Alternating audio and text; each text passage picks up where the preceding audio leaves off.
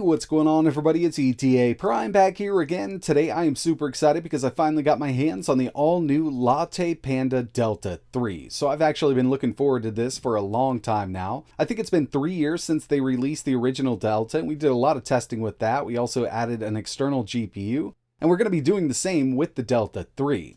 When it comes down to it, this should offer better performance on the GPU and CPU side of things, but if you're not familiar with these LattePanda boards, basically what we have here is a single board computer powered by an X86 CPU.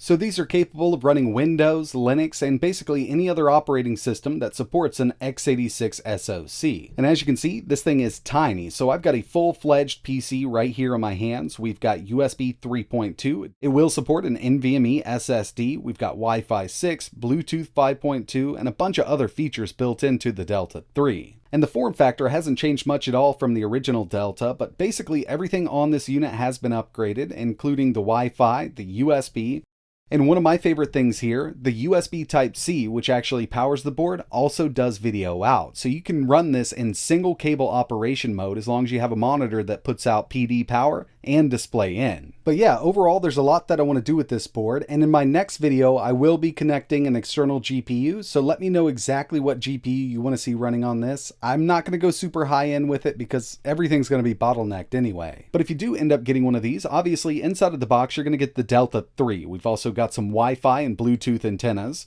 some plastic standoffs just to keep it up off of the table if you don't 3D print a case or buy one from the website, a 45-watt power supply, and the user manual. That's about it. And keep in mind that this will be powered over USB Type-C.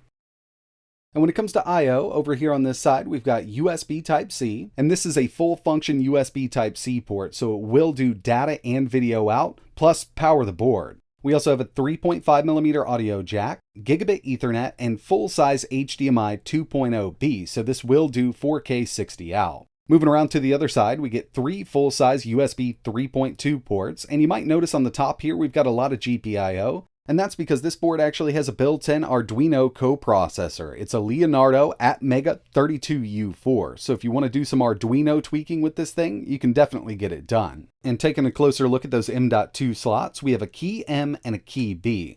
The key M slot is running at PCIe 3.0 2X, and it does support an NVMe SSD. And the key B is PCIe 3.0 1X. This will support USB 2.0, 3.0, a SATA adapter, or a SATA SSD, and it'll also support a 4G or a 5G module. So you could go fully mobile with this little board.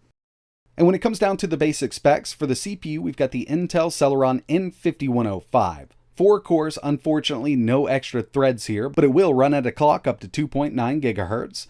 Built-in Intel UHD graphics with 24 execution units, and these will run it up to 800 MHz. 8 GB of LPDDR4 running at 2,933 MHz. A built-in 64 GB eMMC 5.1 module, and you can pick this up with Windows or without and install your own operating system. It also has Wi-Fi 6, Bluetooth 5.2, and you can install Windows or Linux, and basically any other operating system that supports an x86 CPU. So setup on these boards is really easy. If you pick the one up that already comes pre-installed with Windows, all you need to do is go ahead and plug it in. It's going to be running from that 64 GB eMMC storage that's built in here. But 64 GB isn't a lot nowadays, especially with Windows, so I do want to add more storage, and I've got 2 options here. I can go with an NVMe SSD, or I could go with just a regular old SATA M.2 SSD, and that's exactly what I'm going to be doing, and I've got a good reason for it. I'm going to be using the NVMe slot, which does run at PCIe 3 2X for an external GPU. And like I mentioned, in my next video, we will connect a GPU to this, so let me know exactly what you want to see running on this unit.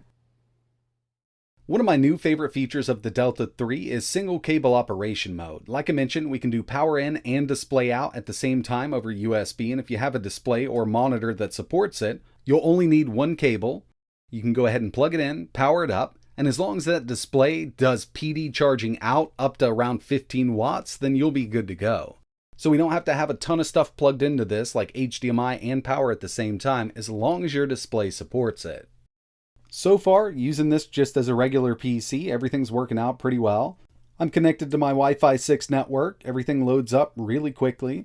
Pretty snappy little system, but there are a couple little things that I've noticed. So if we head over here, you can see that we've got that N5105, 4 cores, no extra threads, built-in UHD graphics with 24 execution units. But unfortunately, the RAM here is in single channel. And if you're familiar with these iGPUs, they really do benefit from running this in dual channel because we're using this as VRAM also. It's got 8 gigs at 2,933 megahertz, but it's in single channel, and it is going to hurt the GPU performance. And with a lower end chip like this, every little bit helps. I really wish this was set up in dual channel, but unfortunately, single channel right out of the box. Been testing out some web browsing here and there, and yeah, I mean, we can definitely load up our pages fast enough with this little N5105. And one thing I would like to do is just connect this on Ethernet. Personally, I like a wired connection, but the Wi-Fi 6 here is definitely fast enough. It'll get your pages loaded up pretty quickly. But one thing I wanted to check out was a little bit of 4K video playback. And right now I'm at 1080p on this monitor with some scaling going so it's easier to see, but I'm just going to go straight to 4K with it. And from YouTube, we've got a 4K 60 FPS video. This is the little demo video that I like to run. Stats for Nerds up in the top left-hand corner. It's not a super long video, and by the end of it, I had 8 drop frames, which is something you'd never notice unless you had that Stats for Nerds on screen, checking out those drop frames. But overall, yeah, this little chip does handle 4K. I've actually tested it in the past in another mini PC with dual channel RAM, and I didn't get any drop frames with that. And I really think it comes down to running that RAM in dual channel. It really does help out with that integrated GPU. Now before we move over to gaming and emulation, I did run a couple benchmarks here, and keep in mind that this is all stock. I haven't messed with any of the TDP from the BIOS or used any third-party applications like Throttle Stop. But out of 3 runs with Geekbench 5, the best I could get out of it, single core of 632, multi 2001. I also ran a quick 3D Mark Wildlife. This is a Vulkan benchmark for that iGPU. Total score 2,381. So obviously this little board isn't going to win any benchmark awards, but it's not pulling that much power. I mean, while gaming, we're right there at around 12 watts total system power consumption. And speaking of gaming, let's go ahead and test some out. And the first one we have here is OG Skyrim, 720p, low settings, and to my surprise, even with that single channel RAM, we're running this at 60. I completely understand that this is an older game, and I went straight to low settings given the fact that, I've tested this chip before. But even like this, I think we could take some of these settings up to medium. Here's the Art of Rally, really awesome game and one of my favorite indie games nowadays. We do get some dips under 50, and right now I'm at lowest settings, 720p.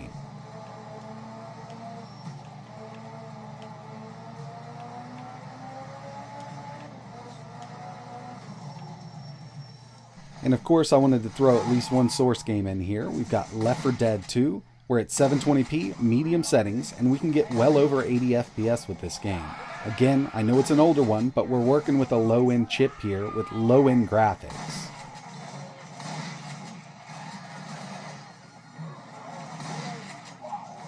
Moving over to some emulation, I got a few to test here, but first up we've got PSP using PPSSPP, Vulkan backend, Chains of Olympus, 3x resolution, running great. So yeah, I mean, this little chip can definitely handle PSP emulation. There might be a couple harder to run games that you have to drop it down to 2x, but it still looks great on a big screen. Moving over to Gamecube using the Dolphin emulator, Vulkan backend, native resolution. Now I have tested the same exact game and emulator on the same chip with dual channel RAM, and I was able to go up to 720p with it. But unfortunately, when I take this up to 720p, we get a lot of dips under 60, due to this not having a dual channel setup. Now don't get me wrong, this is a harder one to emulate, and there are games that can go up to 720p on this, but this one just isn't one of them. I also wanted to test a little bit of PS2 emulation, and I'm going to tell you right now that this chip isn't great with PS2, but there are some easier to emulate games that work at the native resolution. We're using the DirectX 11 backend here with Tekken 5, and it's running pretty decently. And finally, we have the SimU emulator for WiiU. This is Bayonetta 2, and going into this, I knew we weren't going to get amazing performance out of it. I was hoping we could at least run this game at a steady 30, but as you can see, we do get a bunch of dips. Another thing I always like to test with these little boards is total system power consumption. So through all of my testing, I have this plugged into a kilowatt meter. At idle, 3.7 watts, average gaming, 12.5, and the maximum that I could get this to pull while maxing out the GPU and CPU was 15.9 watts from the wall. And that one's an extreme test, so you probably won't see that much at all. So overall, it's actually offering some pretty decent performance. I really wish they would have added dual channel RAM here, and I think one of my favorite things about this is that single cable operation mode. Really awesome if you have a monitor or a display that supports it. And this thing isn't much bigger than a Raspberry Pi 4. Now, like I mentioned, I do have a lot planned for this board. I'll have a full emulation showcase video coming up in Windows and Linux, and we're definitely going to be adding an external GPU. I personally was going to go with the RTX 3060, but if you want to see something with a little less power, let me know. Even if I was to go with something like a 1650, we're still going to be bottlenecked by that M.2 slot and the CPU on this thing, but it'll still offer much better GPU performance than we're getting out of the integrated graphics right now. But that's going to wrap it up for my first look video. If you're interested in seeing more with the LattePanda Delta 3, make sure you hit that subscribe button and maybe turn notifications on so you know when I post the next one. And if you're interested in learning more or maybe picking one of these up, I'll leave a few links in the description. But that's it for this one, and like always, thanks for watching.